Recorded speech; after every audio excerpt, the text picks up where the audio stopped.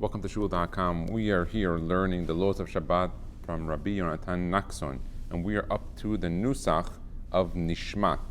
The proper Nusach is V'Hashem Elokim Emet Lo Yanum Ve'Lo Yishan, without the word Ed after Elokim. So there are some texts that says V'Hashem Elokim Ed Emet Lo Yanum Ve'Lo Yishan. He says remove it, and he brings this down from the Ben Ish Hain Chazon Avadia, and the Halacha Brura, Chacham David Yosef, points out that was the custom of the Moroccan communities to add the word Ed, which means awake.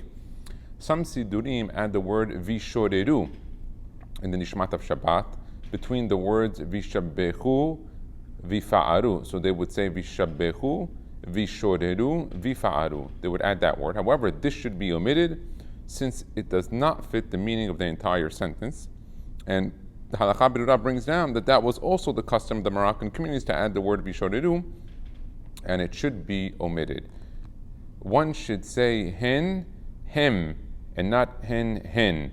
So the difference is hen, hey nun, and then hem, hey mem, and not hen, hem when saying it. And he brings that from the Chazon Vajah and from the Abu Darham.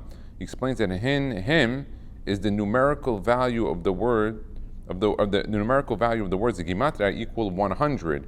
So let's take a look. Hen is 55, which is hey and nun, and then hem, you have 45.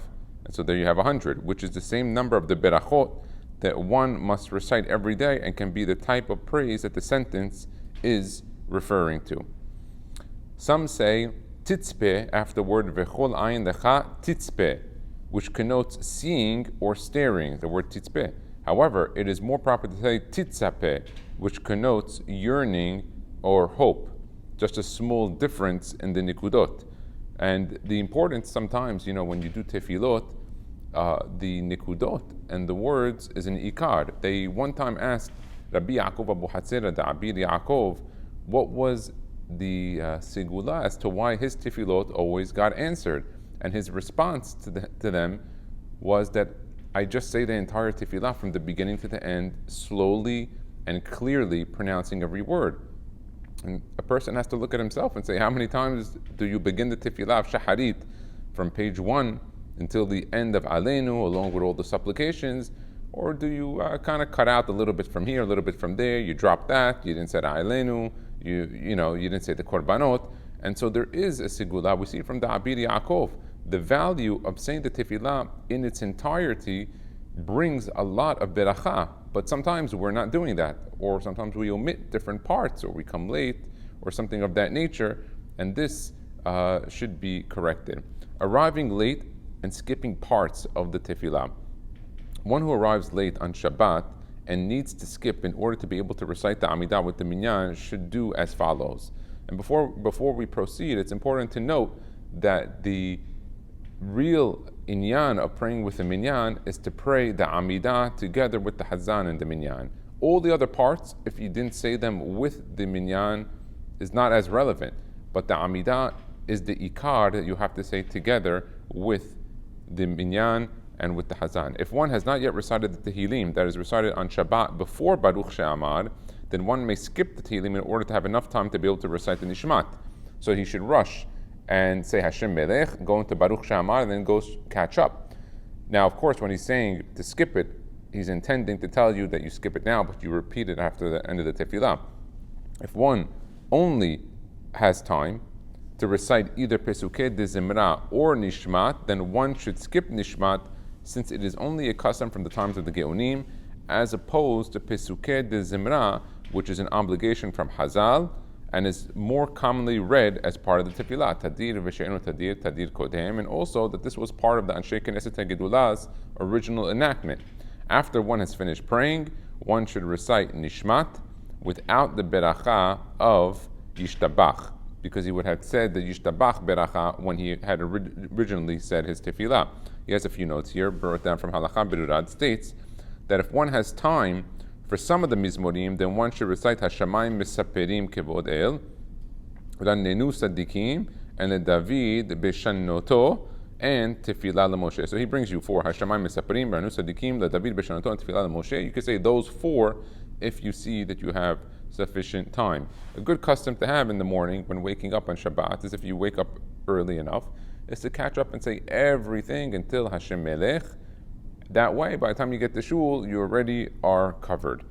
The next note he has on Hagbaha brings down that adds that one should recite the word Nishmat Kol Chai Tebarech Et Shimcha Hashem Elokeinu before reciting Yishtabach in order to accept the Neshama Yetera. So he says that if you are going to skip Nishmat because it came late and you want to say the entire Amida on time with the Hazan, so you skipped the Nishmat. You said all the Pesukei de Zemra but not the Nishmat. In that case, you should at least say that one pasuk in order to get the Neshama Yetera. If one has already recited the Pesukei de Zemra until the words L'Shem Tifartecha in the paragraph of Vayvarech David, then one can skip from there until after the paragraph of Az Yashir and continue with the Nishmat. Berkat Kiriat Shema and El Adon. On Shabbat, the beracha of Yotzer Or is different than it is during the weekday. One who accidentally recited the weekday Yotzer Or instead of continuing from Hakol Yoducha may only go back to Hakol Yoducha and correct himself if he has not yet recited the concluding beracha of Yotzer HaMeorot. However, once one has already recited the beracha of Yotzer HaMeorot, he cannot go back and fix his mistake. It brings down here from Hagbaha states that after the Amida, one should recite La'el Asher Shavat and say that one paragraph without the beracha of the end. So one has to be careful on Shabbat to be extra careful and to make sure to scrutinize that you are saying the tefillah from the Sidur without missing. If one remembers that it is Shabbat, once he has begun saying the weekday paragraph of El Baruch Gedol Da'ah, then he should finish until Tamid Misaperim Kevod El Ukteshato, and then he should return to the beginning of the paragraph and begin again with the words Hakol Yeducha. The berachot of Keriat Shema should be recited while one is sitting, as brought down in the Ben Ish Chai Shemot 1-2.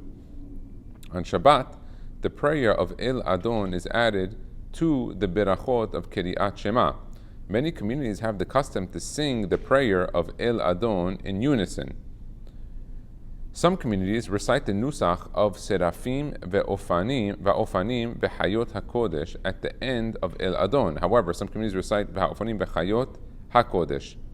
So he changes the text a little. Seraphim ve'ofanim ve'hayot HaKodesh. Some say ve'ha'ofanim ve'hayot HaKodesh. And he brings down from Yabia Omer and Chazon Avadia, who explain that in his opinion, the first Nusach is the proper one, which is Seraphim ve'ofanim ve'hayot HaKodesh, unlike the Ben Ish Chai in Toldot 2-7 and Kafa Hayim Sofer in 281-8, who state that the second Nusach should be recited. And then there's also the Shivat Sion for other variations of the phrase. One who comes late to the synagogue may not skip any part of Birkot Kiriat Shema, even the additional parts that are only recited on Shabbat, in order to be able to pray the Amida with the Minyan, which is the Ikar of the Tefillah. Kiriat Shema. One who is unsure if the minyan will be up to Kiriat Shema before the Zman of Kiriat Shema ends, even according to the earlier time of the Magen Avraham, should recite the Kiriat Shema before he begins praying. Before doing so, one should stipulate that if he indeed is able to recite the Kiriat Shema at the proper time with the minyan, along with Birkot Kiriat Shema, to do it in its entirety that way, then his first recitation should be considered as Torah learning and not as fulfilling one's obligation of reciting Kiriat Shema. However, if one does not reach Kiriat Shema with the minyan in time for the Zman Kiriat Shema, then his first recitation should be considered his obligation, as brought down in the Halichot Olam. On Shabbat, one may interrupt in between the Beracha of Ga'al Yisrael and the Amida in order to answer Kaddish, Kedusha, or Barichu. Normally, we want to be Somech Ge'ula L'Tfilah like we do the other 6 days of the week on the Yom Hechal, and that is the right way. But on Shabbat, if for whatever reason he's praying and he hears another minyan and saying one of these Kaddish, Kedusha, Barichu, he should answer and he should not skip it. Now he brings down a note here. Some poskim state that on Shabbat there is no need to be Somech Ge'ula L'Tfilah, as brought down in the Hagahot Ashri in Berachot 10. since we learned the concept of reciting Ga'al Yisrael and then immediately afterward the Amida from the pasuk Hashem Tzuri V'Go'ali, and since the next pasuk is Ya'ancha Hashem Beyom Tzara, it is possible that this halacha only applies on a day that is a tzara, which does not apply to Shabbat, which is a day of simcha and happiness and owning. This is also brought in the Or Zarua 1-17 and 2-42 in the name of Rabbeinu Tam. However, the Beit Yosef in 111 argues that there still is a mitzvah to recite the Amida immediately after Gal Yisrael on Shabbat as well. The Ramah points out, however, that even though one may not interrupt between Geulah and Tefillah, one may interrupt for Kaddish and Baruchu and rely on the opinion of the Or Zarua on Shabbat. He also brings down the Mishnah Berurah, the Biur Halachat, the Kaf Haim Palachi, the Kaf Haim Solfer, and Halichot Olam, the Amida, and Hazarat Hashatz. When Rosh Chodesh is on Shabbat, Ya'aleh Ve'yavo is recited in the Amida of all the Tefillot. The common custom is to recite or sing the entire Kedusha along with the Hazan. Some communities only recite the first sentence of Kadosh, Kadosh, Kadosh, Baruch Shem Kivod Machuto, and Yimloch, and listen to the Chazan for the rest of the Kedusha. I found that when I've done it in that way, where I focus on the Hazan and then saying it, and then just say the Kadosh, the Baruch and Yimloch, there is more kavanah placed into those three parts. Let's take a look at his note. He brings down in the Shulchan Aruch 125-1. He rules that one should not recite the Kiddusha along with the Hazan, but rather be quiet until the Hazan reaches Vikara Ze El Ze Ve'amar, and then recite Kadosh, Kadosh, Kadosh.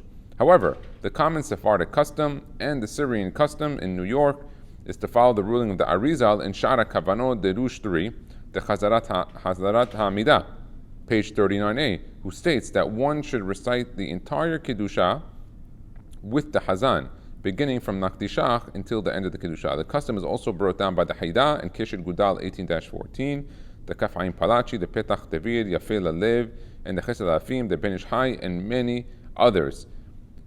And the Shemesh Umagen, who states that this was also the custom in Morocco. If the Hazan accidentally skipped Ata Kadosh after Kedusha and instead continued with Yismach Moshe or Tikanta Shabbat during Musaf and realized during the Hazarat Hashatz he should only go back to Ata Kadosh and not begin the Hazarat Hashatz again from the beginning, taking out the Torah. It is customary in many communities to sell the aliyot and other merits such as peticha and hagbaha for the benefit of the synagogue or for some charitable cause. He brings down from the Shulchan Aruch 306-6 and Chazon Ovadia and many others. They point out that according to the Kabbalah, a person should specifically buy the aliyah or pledge to donate tzedakah after the aliyah, not before. Not buying it before, but rather make an inyan to give tzedakah afterwards. The Chidah states in the David Emet 2-3 that even if one feels a strong need to get an aliyah, it is more important to avoid conflict and mahloket, rather than argue that who should receive a particular aliyah. The merit of being peaceful with others is greater than the merit of the aliyah itself. Also brought down by the Kaf Haim Sofer 53-96. Regarding which aliyah is considered a greater merit on Shabbat and on Yom Tov. The Arizal in Shara Kavanot 49-A and the Ben Ish Hai and the Kaf Haim Sofer state that the order from most important to least important is as follows. On Shabbat, the most important aliyah is aliyah Shishi, followed by Shelishi, followed by Kohen Levi, Revi'i, Hamishi, and Shevi'i as the least important. On Yom Kippur, Shishi, the last one, is the most important. On Yom Tov, Hamishi is the most important. See also the Halacha Berurah, volume 7, page 133, and Mikra Betzion. It is proper to get an aliyah at least once a month. Of course, a person should try to pray in a shul that is possibly small enough or the minyan small enough where he can do it. I mean, you have throughout the month, you have Monday, Thursday, you have Shabbat, so you have 3 days times 4 weeks, so about 12. And then you have Rosh Chodesh. You have about 13 days of the month, give or take. If there's a fast day, you'll have an extra. So you have about 13 or 14 days in the month where there are aliyot. So a person should be careful to try to at least get an aliyah once a month. When opening the Hechal, some have the custom to open the parochet from left to right, and some begin from right to left. Now I know the custom of Rabbi Mansour was that he always made an inyan, that you take from the small to the yamin, from left to right, and he was always particular about it, and that's the way that I've always done it. The Piskei Teshuvot in Siman 134 and footnote 53 brings several customs. Tikkun Korim Ish Matzliach, that's Rabbi Meir Mazuz, states that the proper custom, and also that of Chacham Ovadia Yosef, is to open the parochet from left to right. However, Mikra B'Tzion, page 63, states that one should open the parochet from right to left. Before taking out the Torah, it is customary to recite the paragraph of Berich Shemeh de Mare Alma. Now, we say it specifically only on Shabbat and Yom Tov, Bechus La'aretz, outside of Israel. But in Israel, they say this Berich Shemeh on every single time that they open up the Hechal to read from the Sefer Torah. The source of this tefillah is brought in the Zohar, Parashat Vayakel. See also the Kaf HaChaim Palachi, the Ben Ish Hai, the Halechot Olam regarding the importance of this tefillah, and that one should be careful to say it. During the 9th month of pregnancy, it is a segula for an easy birth if the husband opens the Hechal and takes out the Torah. When doing the Peticha, the husband should append an additional personal prayer that his wife should have an easy birth at the end of Berich Shemeh. According to most opinions, the segula is effective only in the 9th month and he does not have to do it every time the Torah is taken out. So, what he should do is, if his wife's pregnant during the 9th month, at least one time have a peticha. Possibly a good time would be mincha, Shabbat, Ra'avad, Ra'avin, the most important time of Shabbat, where you open up the Sefer Torah, to be careful to make an extra prayer and to have this peticha. Now, there's an important note on this brought down by the Chidan Moreh Be'etzpa 3-90 and the David Emet 2-3 and Halakha Berura. The Rabbi, the Kaf HaChaim Palachi, and Sefer HaChaim 1-5 states that the husband should be also particular to close the Hechal as well, and not let someone else close it for him. See also Keter Shem Tov, Mikra B'Tzion points out that this also applies to a person who has a scheduled cesarean birth as well. So even if it's going to be a natural birth or C-section, whichever is the case, he should be careful to do it. Now, furthermore, he should be also careful to actually take the Sefer Torah out of the Hechal and give it to the individual that's going to carry it. So when he has the Peticha, he should, of course, wait till after the Berich Shemeh, then take out the Sefer Torah himself, and then give it to the next individual, as opposed to letting the other individual take it out of the Hechal. It is proper to bow slightly when reciting the phrase, Ana avda dikucha berichu disagid nekame dikar uraite, because the translation of that is bowing, and therefore one should bow. But you should know that the Kaf HaChaim Sofer in 113-12 states that one should not bow. So you have a choice if you want to bow or don't bow. I've learned not to bow only because we end up saying words like bowing many times in the tefillah which we don't bow.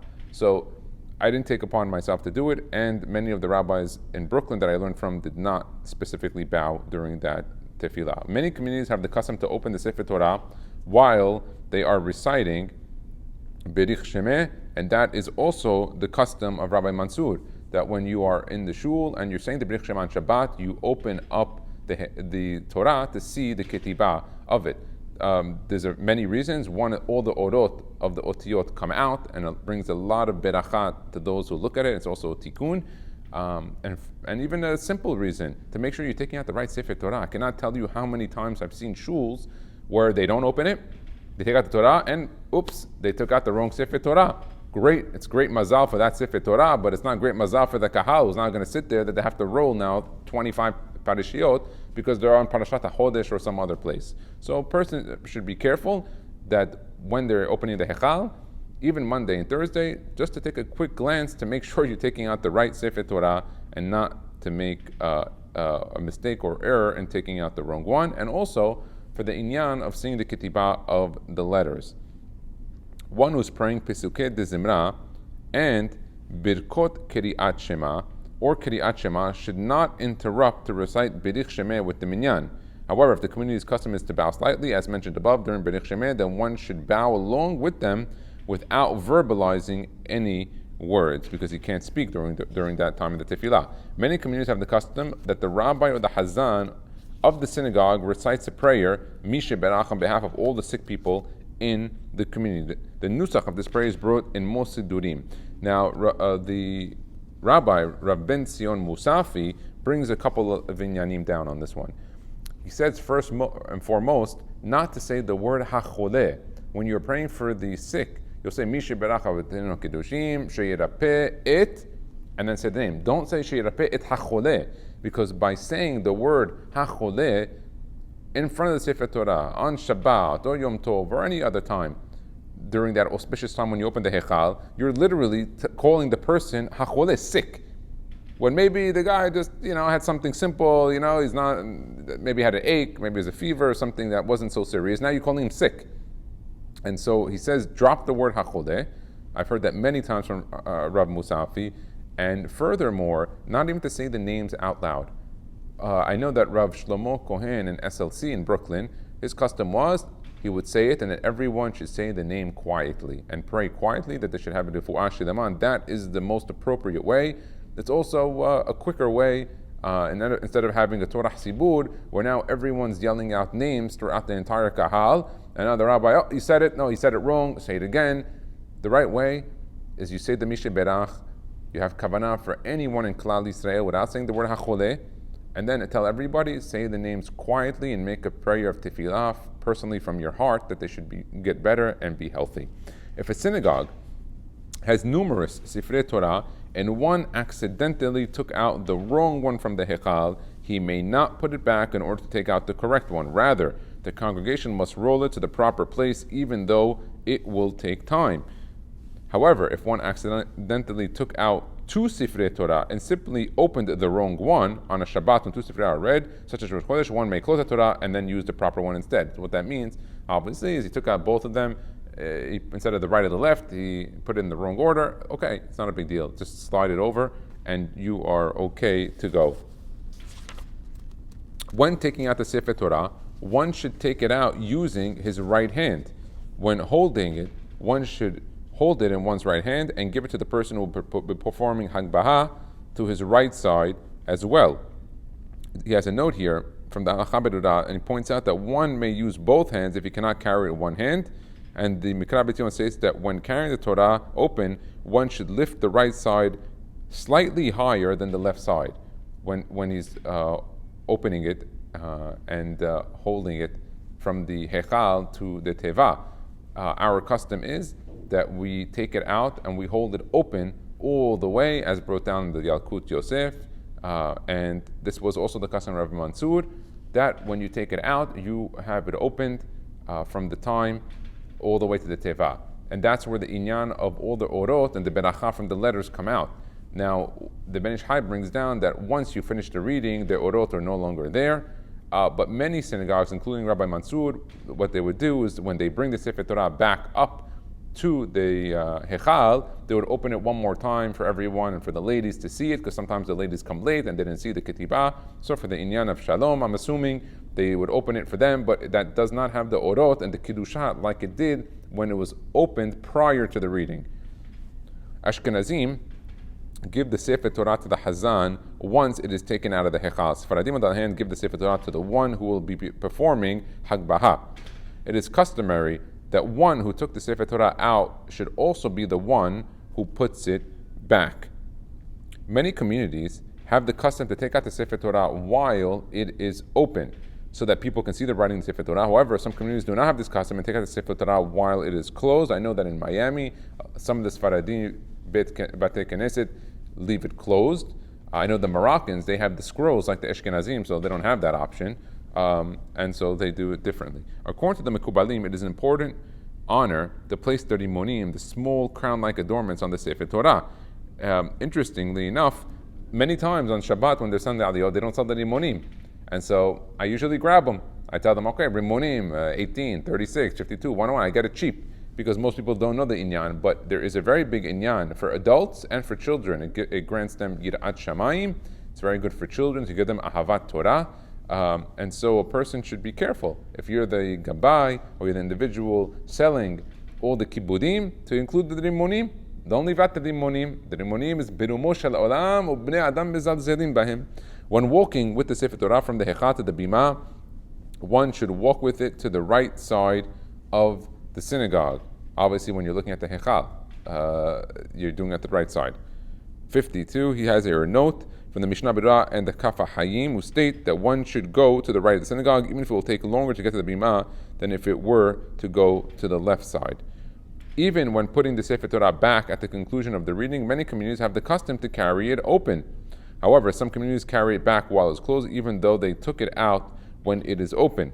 And that's usually the custom of Rabbi Mansour also, that it's taken out open from the Hechal to the Bima, and then taken back closed all the way to the Hechal, and then at the Hechal he would open it for the individuals who want to see the Ketibah at the end, but it would be taken back closed. And that's the Syrian custom that we see many times in Brooklyn. It is customary to kiss the Torah when it is passing by in the synagogue, and to bring one's children to do so as well. And it's brought down here from the Kaf HaChaim, bring that the custom of the Rizal was to kiss the Sefer Torah as well. However, when carrying the Sefer Torah, one should not lower it for his children to kiss, or go out of one's way so the congregants can kiss the Torah. He should just walk on the path, and they should come to the Sefer Torah. The same thing is with the Rimonim. If you give the children the Rimonim, and they're putting on the Rimonim, you have to make sure not to lower the Sefer Torah for the kids to put on the Rimonim, or even for adults, but rather have them be lifted or rise up to put on the Sefer Torah. Some people have the custom to specifically kiss the Sefer Torah with their mouth, and not just by touching it with their hand and kissing their hand as well. If one is far away from the Sefer Torah and cannot reach out and touch it, then some people have the custom to wave their hand in the direction of the Sefer Torah and kiss it with their hand. Of course, if kissing the Sefer Torah with your mouth or with your hand is going to cause you to knock people down, old people and young people, and run to the front and make a Hilul Hashem, then probably you're better off just staying where you are, having kavanah and kissing it, and the Borei Olam will accept your tefillah. One is obligated to stand when the Sefer Torah is in motion, being taken to the Bima and being put back in the Hechal. The usual rule that I was taught was when the Sefer Torah stands, you stand. When it sits, you sit. If possible, it is praiseworthy for everyone present to follow behind and escort the Sefer Torah from and to the Hechal, unless it will cause a disturbance. The Hagbaha. The custom of Faradim is to perform the Hagbaha before the Kiryat Torah, unlike in Ashkenazim who perform the Hagbaha afterwards before reciting the Haftarah. The Halacha Berurah brings down in volume 7, page 82, points out that it seems that the opinion of the Shulchan Aruch is to perform Hagbaha before the Kiryat Torah, since he places the laws of Hagbaha before the laws of Kiryat Torah. However, the Ashkenazi custom follows the Ramah 134-2, who states that to perform the Hagbaha after Kiryat Torah. The Rav Ben Sion Musafi brings down that why was one of the reasons why the Ashkenazim did it otherwise, because there was a big inyan to look at the Kiryah and the letters of the Torah. And so what happened, I guess in Eastern Europe, in Krakow, or amongst the Ashkenazi communities, is that people knew the Segula. So they would come to shul, they would wait till the Sefer Torah came out, they saw the Ketibah, they would kiss it, and then they would go move out on their way and leave. And so what he did is, he ended up doing it at the end of the Kiryah, so he kind of forced them to kind of stay because they wouldn't know when it would finish, and then they did that as their custom to do it afterwards. Hagbaha should be performed by lifting the Sefer Torah while facing the Hechal and turning 360 degrees to the right, clockwise. One must bow when singing the words of the Sefer Torah during the Hagbaha. It is customary to recite the words V'zot HaTorah Asher Sam Moshe Lifnei Bnei Israel from Devarim 4-44. And he brings down a few notes here from the Shulchan Aruch 134-2 and from the Piskei Teshuvot 134, footnote 29, that states that even though there are many people who are not aware of this custom, one should still bow even though he will be the only one doing so. And he brings down also from Halichot Shulamot Tefillah, page 151, footnote 68, for why many Ashkenazim are not particular to bow during the Hagbaha. The Shulchan Aruch 134-2 state that there are varying customs regarding which Pesukim are reciting during Hagbaha. Each community should do as their customs. And so the normal one is saying V'zot HaTorah Shesam Moshe Lifnei Bnei Israel, or Torah Tzivan Moshe Morasha Kedat Yaakov Etz Chaim Hi Lamachasikim Ba V'tomecheo Meusha Derachea Darchenom V'chol Netevotei Shalom. You look in the Sidur, they have all these different customs brought down there. Some people have a custom to point with their pinky finger at the Sefer Torah during Hagbaha. The normal custom that I've seen Rabbi Mansour and many of the Syrian rabbis do is to do it either with the index finger, or they put it the tzitzit, the talit, and they point it this way. That way, not with the pinky. Sfaradim generally did not do it with the pinky. The Me'amno is, in Devarim 27-26 states that it is customary to point to the place with one's pinky finger and kiss it. This is also brought from the Kafa Hayim Palachi and Sefer Hayim 3-6 and Revot Ephraim, Mikra B'Tzion, and Teshuvot Harishon L'Tzion. One must remain standing during Hagbaha until the Sefer Torah is put down on the bima. The Kiriat HaTorah, the obligation. The Torah may only be read with the berachot in the presence of 10 Jewish men above the age of bar mitzvah, at least 6 of whom who have not yet heard the Kiriat HaTorah for that day. The obligation of reading the Torah with a minyan is a rabbinically established communal obligation and not a personal obligation. He brings down from the Yerushalmi in Megillah 4-1 and Talmud Bavli Bava Kama 82-8 as codified by the Rambam in Tefillah 12-1, who state that the institution of reading the Torah publicly was made by Moshe Rabbeinu. See also the Birkei Yosef 47-8 in Aruch HaShulchan and Yechaveh Da'at. This is also implied by the Shulchan Aruch 146-2, who states that only Parashat Zachor and Parashat Para may be a Torah obligation, implying that the other times the Torah is read in public is only rabbinical obligation, but the 2 times a year, Parashat Zachor and Parashat Para, which fall out during the month of Adar, those should be heard by men and by women, that is more likely a Torah obligation for a person to listen to. Women are not obligated in listening to Kiryat Torah. Many times you have women say they want to come to shul by the Kiryat Torah. It's a great custom, but they're not obligated in that. On Shabbat, a minimum of 7 people are called to the Torah to recite the berachot upon the Torah, known as aliyah, going up. Additional aliyot can be read to honor more people. However, one must read a minimum of 3 pesukim per aliyah. Although it is permitted to read the same pesukim again, it is preferable to read at least 3 new pesukim instead for each added aliyah. Once one has finished the parasha and recited Kaddish, no more aliyot may be added. It is important to note that if adding aliyot, being Mosif Rishon, Sheni, is going to end up becoming a Torah Chsibur, and people are going to start talking or walking out or going to have a coffee, then it's probably better to avoid these Mosifim on the aliyah. I know that on Yom Tov, we only read 5 aliyot as opposed to Shabbat. One of the reasons the Hachamim bring down is so that you can go home early, spend time with yourself, with your family, to read, to learn, to enjoy the Yom Tov. Instead, what do many communities do? They end up adding another 5 aliyot. So you went from Yom Tov being a short day to adding 10 aliyot. So it's important that a person knows the reason that why we're doing them, and that to probably focus on the original aliyot, unless this, of course, is a simcha, there's a wedding, bar mitzvah, some simcha of the sort where you need to add people, and you couldn't fit them in the 7, so that could be another option. But the idea of having every week 10, 15 aliyot, or even less, but more than 10, or even more than 7, one should be a little bit cognizant as to the reason of the Hachamim and not to make a Torah Chsibur. On Shabbat day, if one only read 2 pesukim for the aliyah, he should do as follows. If he already finished reciting the after beracha of the aliyah, then another person should be called up and he should read a new aliyah and reread the aliyah with the minimum of 3 pesukim.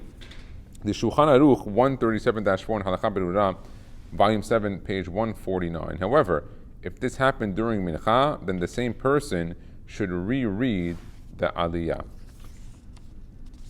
If he has not yet recited the last beracha on the aliyah, even if he has already closed the Sefer Torah, he should reopen the Torah and recite at least 1 more pasuk, and then he may recite the beracha.